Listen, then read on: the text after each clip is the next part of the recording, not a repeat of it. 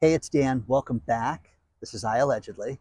And got a good one for you today because you're getting one last chance with the IRS. Last chance with the IRS. And today, please don't forget to hit the like button. Please don't forget to subscribe to the channel and share it with everybody and comment in the videos. But also today we have a sponsor that came back, and that is sat123.com for the satellite phones, which I am thrilled to share with you guys. But let's get right into it. We have all seen those commercials on TV where, hey, did your employee stay with you? You can get an ERC credit, which is an employee retention credit. A lot of people, answer these ads. Hey, if we don't collect your money, you don't get any money. It's only one problem. People finagled the numbers for these businesses, and people got checks that they were never supposed to get. Now, the IRS is saying, listen, we don't care if you were hoodwinked. We don't care if they used high-pressure tactics. We're going to give you one chance. So on the 15th of March, the head of the IRS stepped forward and said, listen, we're going to give you a week, okay? And that's it. And you can work out a deal. You can give the money back, or you can set up a payment program if you've already squandered the money and spent the money, but you have to have a deal worked out. There will be no second chances. There will be no deal down the road, and you cannot, scream that, hey, I was duped into getting this and I had no idea what I was signing up for. No, that's not going to fly. This is the first time in IRS history that they've done this blanket deal where they've said, listen, you can get out of this. You can work a deal out, because what happened was, you saw the ads. Hey, you can get $26,000 per employee. The only problem with this deal was it was based on the employee's pay. So if you had a dishwasher who made $12,000 last year, he was only supposed to get up to 50% of that. So $6,000. People filed claim after claim after claim for the full $26,000. That doesn't seem right. No, it's not right. And you're not supposed to do that. And the IRS is saying, wait a second, so many people were duped, and they stopped the program. There have been checks that have been written that have been stopped payment on from the IRS. There have been checks that have been issued where they said, do not cash that check because you could not be in compliance. And of course, people get desperate. People cash those checks anyways. And now they have to work these deals out. So wild stuff, guys. If you know of anybody that got this money, you need to ask them if they did it properly, because all these TV commercials, you saw Kevin O'Leary with his chef's hat on, talking about how, hey, you got Mr. Wonderful, Chef Wonderful, you've got money coming. No, you may not have. And the problem with this is that so many people took advantage of this that they had to actually end the program. So first time ever, but they're also giving you, listen, we're going to give you one last chance to work a deal out. And if you do this, you won't be penalized, but you need to work something out. And again, if hey, you know what? Gosh, those guys don't make anywhere near that. And we got paid for 15, 18 employees. You're going to see people that got hundreds of thousands of dollars from this program and spent it and were entitled to none of it. Okay? That's the worst part. Now, they will work this out with you today, the next week. That's it. If you don't work it out now, you're never going to get a second chance. Now, there are people out there that are going to say, yeah, right. You think that they're going to let this slide? They're going to go after everybody? Yeah, that's it. They've made it real clear. They're not going to do this. And the IRS late fees and the interest are astronomical. And this is no different. Read the story below, and it will explain it to you in great detail. I like coming out to the nature preserve out here because they always have these wild birds, and all these people are photographing this morning. It's really, really amazing. But it's just a beautiful spot, and we've got all this stuff out here. It's very cool. So share your thoughts on this stuff, but you haven't seen anything yet, guys, because they're not going to just let this slide, okay? So if you know family member, friends, anybody, let them know about this, but share the story below so you know that they're in compliance, because This is the last chance with the IRS. Let's talk about our sponsor, SAT123. I am thrilled to have SAT123 back as a sponsor. When you think about the AT&T debacle that happened 2 weeks ago, people were without cell service. With my satellite phone, I am never without phone coverage, regardless of where I am on the planet Earth. As long as I've got an open sky, I can use my sat phone. If you go to sat123.com, you can get the Iridium 9555 phone for free as long as you sign up for 24 months and let them know that I allegedly sent you. You know, I got this for my entire family, and I don't have to worry about this anymore. I don't care about the cellular grids. Wherever you are on the planet Earth, the ocean, anywhere, you can have phone coverage. Think about this. Cell phones only work with 7% of the entire world. With a satellite phone, you can use it anywhere. So go to sat123.com and take advantage of this today. And again, guys, 24-month deal, you get a free phone. It's absolutely amazing. You can also call them, and here's the number for you to give them a call. But think about this. There's been some big stories lately. AT&T went down and people couldn't call 911.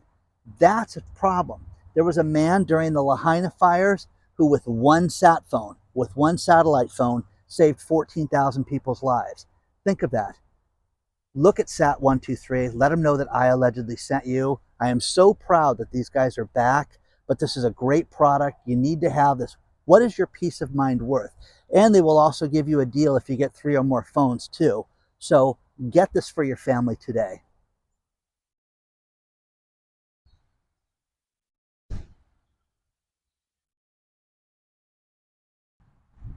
You know, one thing that people write me a lot about is financial literacy issues with family members, spouses, girlfriends, boyfriends, everything. And one thing that blew me away was there was a couple that was on Stuart Varney's show talking about how they're ranchers, so they're clearly successful people, but their daughter, they charged their daughter $200 a month rent, and they got all this heat from people like, how dare you charge your daughter rent? You know, why is that wrong? What is wrong with that? I don't understand that at all. When I was a kid, so Erica and Cody are these people that are the ranchers, and they charge their daughter $200 a month rent, and people were freaking out about that. Now, when I was 18, and I was fighting with my mom, my grandmother on my stepmother's side, so my stepmom's mom, said, oh, come live here, but I charge rent. Now, grandma cooked really well, so it was like, okay, but it was $25 a week 40 years ago, guys, okay, to live with grandma. Yeah, was it a great deal? Of course it was. But there was rent, and it taught me responsibility. And I needed to make sure that, come Friday morning, she had her dough, okay? And it was like, what's wrong with that? And you know what? That forever, it's taught me responsibility. And, my kids, I've told you guys this, that my kids had it made. If they were going to school full time, they got to live rent free, but they had to pay for certain things around the house. My daughter was Netflix, Hulu, and I think Max, HBO Max is what she had to pay for. That was her rent for the month, guys. And she would continually joke with her friends, oh, my rent just went up because Netflix went up, okay? So what's wrong with this? Now, talking to friends and people out there these people are near 60 years old, okay? 60 years old, and they don't know how to budget. They don't know how to save a dime. They don't know how to sit down. And if you ask people, what does it cost you a month to live? And growing up, around my street father, which, hey, my nut every month is X, it made me understand what I had to pay and what it cost me a month to live. Now, my brother and I were joking that our dad was not, a doctor. It would have been great if he would have been a doctor. We would have followed a different path, okay? But we learned a lot from him, from sales and everything that he did. But it taught us that I know down to a penny what it cost me to live every month. Do you guys know that? Seriously, okay? And if grandma wanted to charge me rent again, she passed away about 15 years ago, but you know what I mean? It would be okay. So what's wrong with that? So they're charging this girl $200 a month to live there. Now, people are broke. They did a survey of who wants the retirement age raised. Now, again, you're going to see Social Security run out of money.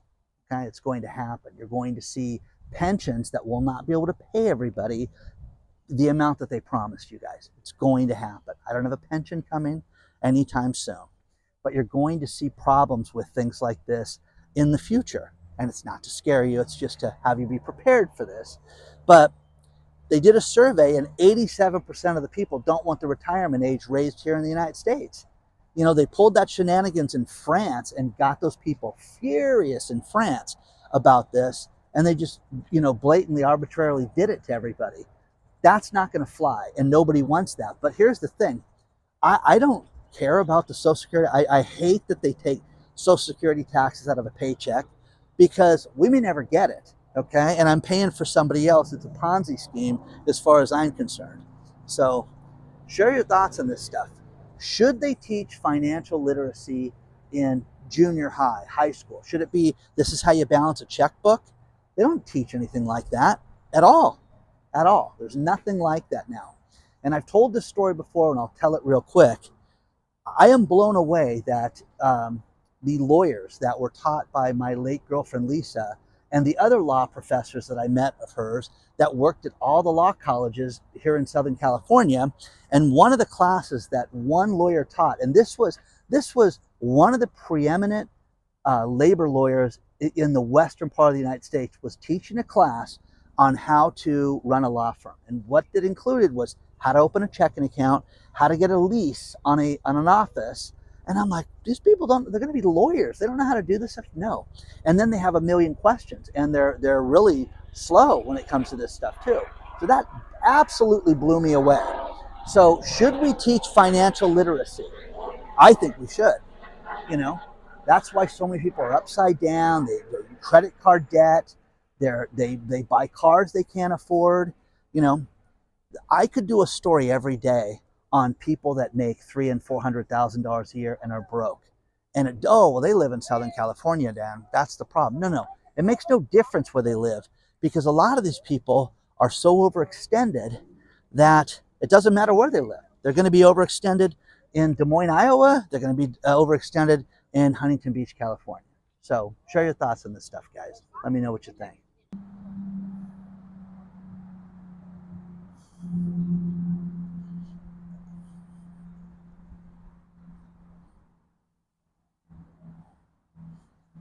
We're going to file this under the, oh, really? Vladimir Putin got 88% of the vote in Russia to become president again for another 6-year term. Isn't that shocking? So ridiculous. So ridiculous. Mark Fields is the former CEO of Ford, and he did an interview on CNBC on Friday, and he was talking about how, hey, wait a second, this EV car thing is a real mess. And we were not ready for this. People were not ready to pay for these cars. You're starting to see too much inventory. You're starting to see too many startups lose money. You're starting to see larger companies lose money, and the inventory is growing and the price is dropping. Well, where's it going to go? Is it going to continue to drop? Or is it going to be, you know, a viable industry? He thinks it's going to take, it could be a decade longer than they thought just to have EV cars with us. Isn't that wild, guys? So kind of honest. I mean, he doesn't work there anymore, so it's not like it's his stock options that he's concerned about. So, you know, you've seen so much with this right now with the EV cars, and I am just blown away at the prices of this. The cheapest EV car, if you want to buy a Tesla, look at the Hertz cars that they're unloading right now, because those are cheap right now compared to what they are on the regular marketplace right now. So share your thoughts. You know, other than Alejandro, who really, I mean, this guy knows his stuff like nobody else. I mean, he really is an auto guy expert. And he was talking about Volkswagen. And Volkswagen just had an announcement that they're going to partner with somebody else right now and you're going to see Volkswagen make more EV cars. Does that motivate you to go buy a car just because Volkswagen did this? But this guy told me this 2 weeks ago and said, this is what's going to happen next. You're going to see, and it's going to bring the prices down. He is a believer, Alejandro is, that you're going to see the price of EV cars beat a $25,000 car. It's going to be the cheapest car you can get for a regular sedan. Who believes that? Who believes that? So let me know. Whenever I talk about a particular topic, it seems that I always get follow-up news stories sent to me. And because we talked about real estate, I got 3 stories sent to me about the Phoenix area. First one was, there is a broker that is selling 2 luxury homes. One is $40 million, one is $50 million. Take a look at the stories because they're just amazing homes. But Arizona, $40 million. Arizona, $50 million. And then there is a valley. There's a new subdivision called Vistancia's North Point, and they've already sold lots just to custom home builders. Hey, we've prepped the lots. You come here and build your own custom home, and they've sold 400 of those. Is that the future? Hey, you guys, here's the lot. Okay, well, this guy completed it, this guy didn't. Now, if you've ever driven into Arizona from California, one of the first main cities you hit is Buckeye. And Buckeye just cleared 3,800 acres to build 10,000 homes, which would be the first subdivision, large subdivision, in Arizona. So, man, who's buying these homes right now? Seriously. So, high interest rates, they still have everything. You know, yeah, would it be great to have a community out there and have restaurants and the dry cleaner and everything out there, and, you know, your, car wash and everything you need to build a city? That would be great, but you got to build that stuff first. And are we just going to live through 2008 again, where we're going to see all these places go down for the count? So share your thoughts on this stuff, because I'm blown away with 40 and 50 million dollar properties. I just, wherever they are on the planet Earth, I'm blown away by them. But share your thoughts on this stuff, guys.